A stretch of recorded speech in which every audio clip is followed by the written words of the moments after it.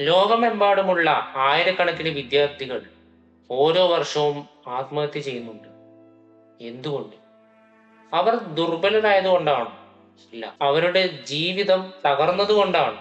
അല്ല. പക്ഷേ അവരുടെ ചുറ്റുമുള്ള എന്തോ ഒന്ന്, ഇത് കുടുംബമാവാം, സ്കൂളാവാം, അല്ലെങ്കിൽ സമൂഹവുമാവാം, ഇവർ ആരും തന്നെ അവരുടെ നിലവിളികൾ കേൾക്കുന്നില്ല. ഈ വീഡിയോ ഇത്തിരി വിഷമമുണ്ടാക്കുന്ന ഒരു കാര്യമാണ്.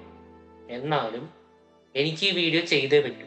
കാരണം ഈ വീഡിയോ കണ്ടിട്ട് ഒരു കുട്ടിയെങ്കിൽ ഒരു കുട്ടി ആത്മഹത്യ ചെയ്യുന്നതെന്നും ഒഴിവാകും എന്ന് ഞാൻ വിശ്വസിക്കുന്നു. നമ്മൾ ഇന്ന് സംസാരിക്കാൻ പോകുന്നത് വിദ്യാർത്ഥികൾക്കിടയിൽ കണ്ടുവരുന്ന ആത്മഹത്യകളെ കുറിച്ചാണ്. അത് എന്തുകൊണ്ടാണ് സംഭവിക്കുന്നതെന്നും എന്താണ് അതിന് കാരണമെന്നും അത് തടയാൻ നമ്മൾ എന്തൊക്കെ ചെയ്യണമെന്നും ഈ വീഡിയോയിലൂടെ പറയുന്നതായിരിക്കും. അപ്പൊ നേരെ വീഡിയോയിലേക്ക് പോകാം.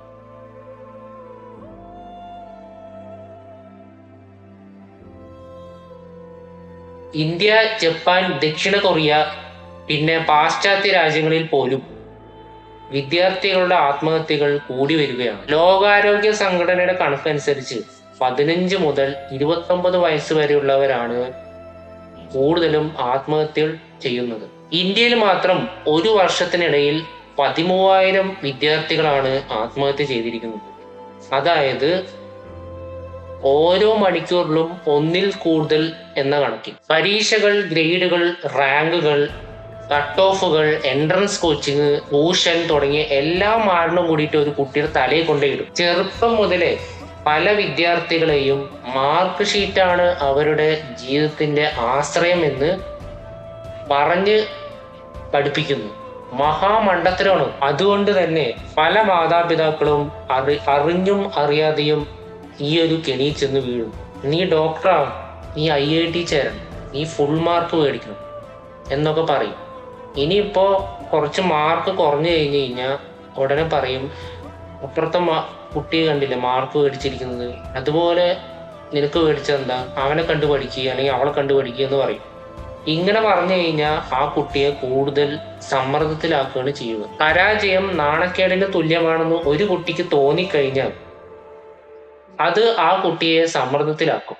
ഇത് ആത്മഹത്യയിലേക്ക് നയിക്കുന്നു. എന്തിനാണ് മാതാപിതാക്കൾ ഇങ്ങനെ ചെയ്യുന്നത്? ആർക്ക് വേണ്ടി? വേറൊന്നിനും വേണ്ടിയിട്ടല്ല, സമൂഹത്തിന് മുമ്പിൽ ആളാക്കും. നിങ്ങളൊരു കാര്യം മനസ്സിലാക്കണം, നിങ്ങളുടെ താല്പര്യത്തിന് വേണ്ടി നിങ്ങളുടെ കുട്ടിയെ ഒരിക്കലും നിർബന്ധിക്കരുത്.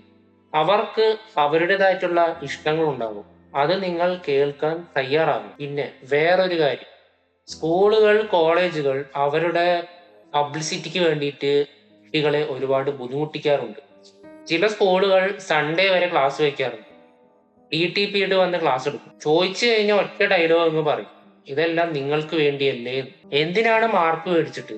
നല്ല ജോലി കിട്ടാനോ? നല്ല മാർക്ക് കിട്ടിയാൽ നല്ല ജോലി കിട്ടും എന്ന് നിങ്ങൾ വിചാരിക്കുന്നുണ്ടെങ്കിൽ അത് മഹാമണ്ഡത്തരവും. നല്ല ജോലി കിട്ടാൻ മാർക്ക് മാത്രം പോരാ, സ്കില്ലും എക്സ്പീരിയൻസും വേണം. അടുത്തത് മാനസികാരോഗ്യം. ഈ ഒരു വാക്ക് കേൾക്കുമ്പോൾ വളരെ മോശമായിട്ടാണ് ചിലർ കണക്കാക്കുന്നത്. നിങ്ങൾക്കൊരു പനി ഉണ്ടെങ്കിൽ നിങ്ങൾ ഡോക്ടറെ കാണും. നിങ്ങൾക്കൊരു വയറുവേദന വന്നാൽ ഇപ്പോഴും ഡോക്ടറെ കാണും. പക്ഷേ ബ്രെയിനിനൊരു അസുഖം വന്നാൽ, തലച്ചോറിനൊരു അസുഖം വന്നാൽ നിങ്ങൾ ഡോക്ടറെ കാണാത്തത് എന്തുകൊണ്ടാണ്? തലച്ചോറ് എന്ന് പറയുന്നത് നമ്മുടെ ശരീരത്തിലെ ഏറ്റവും പ്രധാനപ്പെട്ട ഒരു അവയവമാണ് തലച്ചോറ്. നമ്മുടെ ശരീരത്തിലെ എല്ലാ അവയവങ്ങളെയും നിയന്ത്രിക്കുന്ന ഒരു അവയവം കൂടിയാണ് തലച്ചോറ്. അപ്പൊ അതിനൊരു അസുഖം വന്നു കഴിഞ്ഞാൽ ഡോക്ടറെ കാണുന്നത് അനിവാര്യമല്ലേ? നിങ്ങളുടെ കുട്ടിയുടെ മാനസിക ആരോഗ്യത്തെ പറ്റി ഒരു ധാരണ നിങ്ങൾക്ക് വേണം. കാരണം അവർ വളരും തോറും അവരുടെ മാനസിക നിലയും അവരുടെ സ്വഭാവത്തിനും മാറ്റം വരും. നിങ്ങൾ വെറുതെ കണ്ടുമറന്ന് കളയേണ്ട ഒരു വീഡിയോ ആവരുത് ഇത്. പറ്റുമെങ്കിൽ എല്ലാവർക്കും ഷെയർ ചെയ്യുക. ഇനി ഞാൻ പറയാൻ പോകുന്ന കാര്യങ്ങൾ നിങ്ങൾ ശ്രദ്ധിച്ചു കേൾക്കുക. പറ്റുമെങ്കിൽ എവിടെയെങ്കിലും എഴുതി വെക്കുക. കാരണം ഇത് എൻ്റെ ജീവിതത്തിൽ ഞാൻ പഠിച്ച പാഠമാണ്. ഒന്നാമത്തേത്, ജീവിതത്തിൽ ആരോടും ഒന്നിനോടും ഇമോഷണൽ അറ്റാച്ച്മെന്റ് വെക്കാൻ പാടില്ല. രണ്ടാമത്തത്, ആരിൽ നിന്നും ഒന്നും പ്രതീക്ഷിക്കരുത്. മൂന്നാമത്തേത്, ആരെയും അമിതമായി വിശ്വസിക്കരുത്. നാലാമത്തേത്, നോ പറയാൻ പഠിക്കണം. ഇനി സ്കൂളുകളും കോളേജുകളും എന്താണ് ചെയ്യേണ്ടത്? അതിനായി സ്കൂളുകളിൽ മാനസിക ആരോഗ്യം പിന്തുണയ്ക്കുന്ന പരിപാടികൾ നടത്തുക, മോട്ടിവേഷണൽ പ്രോഗ്രാമുകൾ നടത്തുക, കൗൺസിലർമാരെ നിയമിക്കുക, അതായത് ഒരു സൈക്കോളജിസ്റ്റിനെ നിയമിക്കുക. ഏറ്റവും പ്രധാനമായി എന്നെ ഈ വീഡിയോ ചെയ്യാൻ തോന്നിച്ചത് എൻ്റെ നാട്ടിൽ തന്നെ നടന്ന 2 വിദ്യാർത്ഥി ആത്മഹത്യകൾ കാരണമാണ്. ഒന്ന് എൻ്റെ ഫാമിലി തന്നെ ഉള്ള ഒരു കുട്ടിയാണ്. രണ്ടാമത്തത് വലിയ വാർത്തയായ ഒരു സംഭവം. ആദ്യം എൻ്റെ കുടുംബത്തിൽ നടന്നത് പറയാം. അവൻ +2 കഴിഞ്ഞ് നിൽക്കുകയാണ്. 18 വയസ്സ് ആയിട്ടുണ്ടാവും. ആൺകുട്ടിയാണ്. പഠിക്കാൻ നല്ല മിടുക്കനാണ്. +2 നല്ല മാർക്കുള്ളത് കൊണ്ട് തന്നെ അവനെ എൻട്രൻസ് കോച്ചിങ്ങിൽ ചേർത്തു. അതുപോലെ അവിടെ എന്തോ എൻട്രൻസ് എക്സാം എങ്ങോട്ട് നടത്തി. അപ്പോൾ അതിന് മാർക്ക് കമ്മിയായി.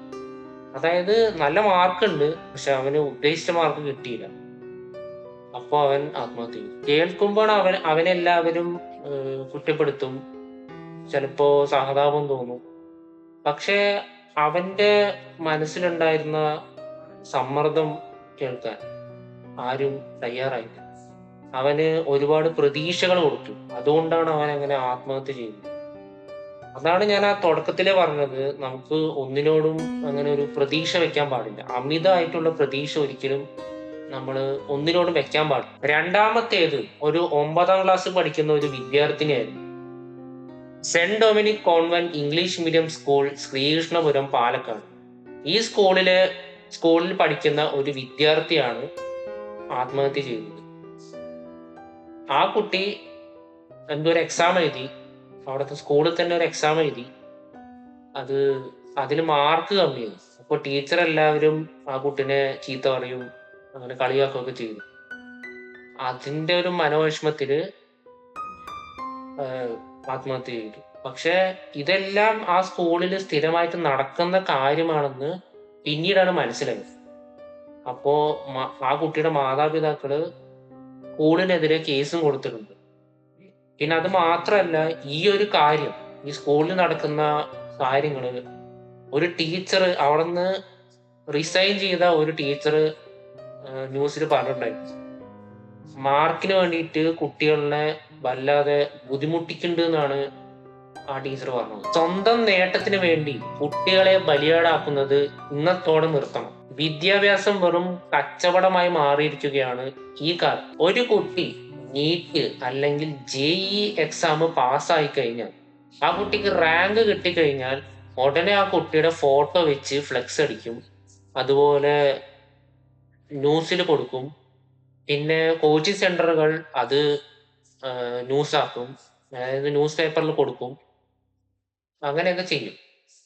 പക്ഷെ ആ കുട്ടിയുടെ ഇപ്പോഴത്തെ അവസ്ഥയെപ്പറ്റി ആർക്കെങ്കിലും വല്ല നിശ്ചയമുണ്ടോ? ആ കുട്ടി ഇപ്പൊ എന്തായിരിക്കും ചെയ്യുന്നുണ്ടാവും? അതാരെങ്കിലും അന്വേഷിക്കുന്നുണ്ടോ? കോച്ചിങ് സെന്ററുകൾ സ്വന്തം പബ്ലിസിറ്റിക്ക് വേണ്ടിയിട്ടാണ് ആ കുട്ടിയുടെ ഫോട്ടോ കൊടുക്കുന്നത്. കാരണം ഇത്രയും റാങ്ക് കിട്ടിയ ഒരു കുട്ടി ഈ കോച്ചിങ് സെന്ററിൽ പഠിച്ചു എന്നുണ്ടെങ്കിൽ വേറുള്ള പിള്ളേരും അവിടെ വന്ന് ചേരും. അതുകൊണ്ടാണ്. അല്ലാണ്ട് ആ കുട്ടിയോട് അല്ലെങ്കിൽ റാങ്ക് കിട്ടിയ പിള്ളേരോട് സ്നേഹം ഉണ്ടായിട്ടൊന്നല്ല. കാരണം നമ്മൾ എന്തോ വലിയ സംഭവമാണെന്ന് കരുതുന്ന IIT പോലും ഒരുപാട് വിദ്യാർത്ഥികൾ ആത്മഹത്യ ചെയ്യുന്നുണ്ട്. ദയവ് ചെയ്ത് കുട്ടികളുടെ തലച്ചോറ് ഒരു പ്രഷർ കുക്കറാക്കി മാറ്റരുത് പ്ലീസ്. അവരെ അവരുടെ വഴിക്ക് വിടുക. കാരണം ഇത് അവരുടെ കൂടി ലോകമാണ്. നല്ല സ്കൂളിൽ പഠിച്ചു എന്ന് കരുതി, നല്ല മാർക്ക് മേടിച്ചു എന്ന് കരുതി നല്ല ജോലി കിട്ടണമെന്നില്ല. കാരണം സ്കൂളിൽ പോവാതെ തന്നെ ഒരുപാട് പേര് കോടികൾ സമ്പാദിക്കുന്നുണ്ട്. എന്നും പറഞ്ഞ് നിങ്ങളുടെ കുട്ടികളെ സ്കൂളിൽ വിടണ്ട എന്നല്ല. അവർക്ക് ഇഷ്ടപ്പെട്ട കാര്യങ്ങൾ അവരെ ചെയ്യാൻ അനുവദിക്കുക. പഠനത്തിന്റെ പേരിൽ അവരെ ബുദ്ധിമുട്ടിക്കാതിരിക്കുക. അവർക്ക് ഇഷ്ടപ്പെട്ട കാര്യങ്ങൾ അവരെ ചെയ്യാൻ അനുവദിക്കുക. അതോടൊപ്പം തന്നെ പഠനവും മുന്നോട്ട് കൊണ്ടുപോകാൻ അവരെ പഠിപ്പിക്കുക. എൻ്റെ മാതാപിതാക്കൾ ഇന്നേ വരെ എന്നെ പഠനത്തിന്റെ പേരിൽ ബുദ്ധിമുട്ടിച്ചിട്ടില്ല. അതുകൊണ്ട് ഇപ്പൊ ഞാൻ ഹാപ്പിയാണ്. ഞാൻ പഠിക്കുന്ന സമയത്ത് അത്ര വലിയ പഠിപ്പിയൊന്നും ആയിരുന്നില്ല, ഒരു ആവറേജ് സ്റ്റുഡന്റ് ആയിരുന്നു. അതിപ്പോ APJ അബ്ദുൽ കലാമും ഒരു ആവറേജ് സ്റ്റുഡന്റ് ആയിരുന്നു. അദ്ദേഹം ഇന്ത്യയുടെ പ്രസിഡന്റ് വരെ ആയി. അപ്പോ അതുപോലെ ഞാനും ഒരു നാൾ വലിയ നിലയിലെത്തും, അത് ഉറപ്പാം. ഇപ്പൊ എനിക്ക് തലക്കേടില്ലാത്തൊരു ജോലിയുണ്ട്. ഇനി 2 വർഷം കൂടി കഴിഞ്ഞു കഴിഞ്ഞാൽ കുറച്ചുകൂടെ നല്ലൊരു ജോലി ഞാൻ മേടിക്കും. എനിക്കും ഇതുപോലെ മാനസിക സമ്മർദ്ദം വരാറുണ്ട്. അതിനെയൊക്കെ മാനേജ് ചെയ്യാൻ എനിക്കറിയാം. അതിന് കാരണം എനിക്ക് ഈ പറഞ്ഞ മോട്ടിവേഷൻ സ്പീക്കേഴ്സ്, സൈക്കോളജിസ്റ്റ് അതുപോലുള്ള ആൾക്കാരുമായിട്ട് നല്ല ബന്ധമാണ്. ഇരുണ്ട രാത്രികളാണ് ഏറ്റവും നല്ല നക്ഷത്രങ്ങളെ സൃഷ്ടിക്കുക എന്ന കാര്യം നിങ്ങൾ മനസ്സിലോർക്കുക. നിങ്ങൾക്ക് അല്ലെങ്കിൽ നിങ്ങൾക്ക് അറിയാവുന്ന ആർക്കെങ്കിലും ഇതുപോലെ മാനസിക സമ്മർദ്ദം ഉണ്ടെങ്കിൽ എനിക്ക് മെസ്സേജ് അയക്കുക. ഇനിയിപ്പോ പ്രശ്നം ഭയങ്കര ഗുരുതരമാണെങ്കിൽ ഒരു സൈക്കോളജിസ്റ്റിനെയോ അല്ലെങ്കിൽ ഒരു സൈക്കാട്രിസ്റ്റിനെയോ കാണുക. എൻ്റെ ഇൻസ്റ്റഗ്രാം ID ഞാനിവിടെ കൊടുക്കാം. അപ്പോൾ അതിൽ മെസ്സേജ് ഇട്ടാൽ മതി. മാക്സിമം ഈ വീഡിയോ ഷെയർ ചെയ്യുക. അപ്പോൾ ഇത്രയും പറഞ്ഞുകൊണ്ട് എൻ്റെ വീഡിയോ ഇവിടെ പൂർണ്ണമാവുന്നു. നന്ദി, നമസ്കാരം.